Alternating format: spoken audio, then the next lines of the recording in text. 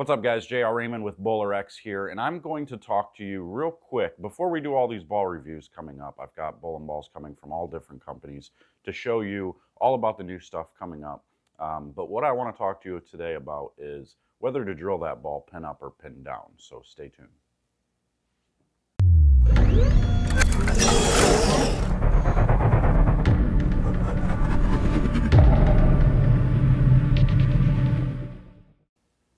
All right, so the burning question always comes up when somebody walks into the pro shop of whether to drill the ball pin up or pin down. And I'm here to tell you that there's really not much of a difference when you do it that way, because it's all based on the distance that the pin is from your positive access point. It's not whether the pin's higher or lower per se. So I'm going to put a couple of images up here from Ron Hicklin's site. Ron Hicklin made a video and he used Blueprint to where he was able to show the difference between a pin-up layout that was one distance from your positive axis and a pin-down layout that was the exact same distance from your positive axis. And then you can simulate how that ball is going to look going down the lane.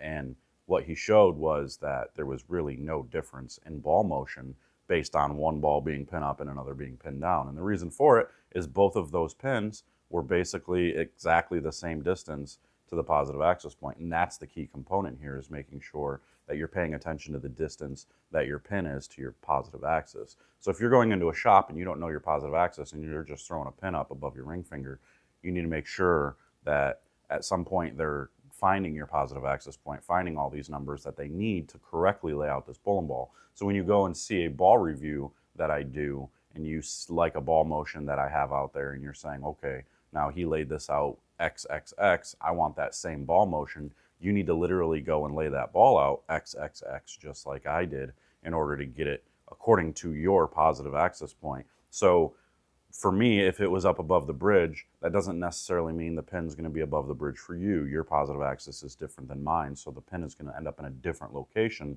and the layout may look different, but according to the numbers, it's actually the same. Now, another thing to take into consideration is our tilt and rotation aren't going to be exactly the same. So you might not see exactly the same type of motion down lane as I do, because they're not the same. So you may see, if you're more rotation and more tilt, you may see more down lane motion, but you're going to see a lot of the similar core characteristics in the front part of the lane.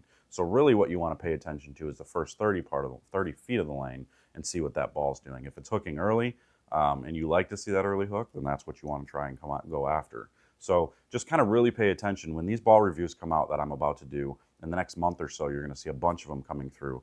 Just really pay attention to, all these different details when it comes to that. And I'm going to talk about it through these ball reviews as well, so you can really get a good idea of what you can choose. So when you go over to bowlerx.com and order these bowling balls, you're going to be able to figure out exactly what you want to do with these bowling balls and not just guess and take them into a pro shop and say, hey, I really like this, I watched this video, can you drill this? And then they're just going to put the pin up above your ring and yada yada, and it's just going to go like that, and it's going to be the same motion that you pretty much see out of most bowling balls.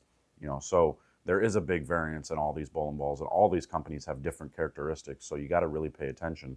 And if you're just putting the same layout on most of these bowling balls, you're not going to see an awful lot of differences unless you're using huge differences in cores. So really pay attention to it, and pay attention to the ball reviews that are going to be coming out, and you'll be able to see what you want to do. And remember to go over to bowlerx.com, use promo code JRX, get your discount. And until next time, guys, we'll see you later.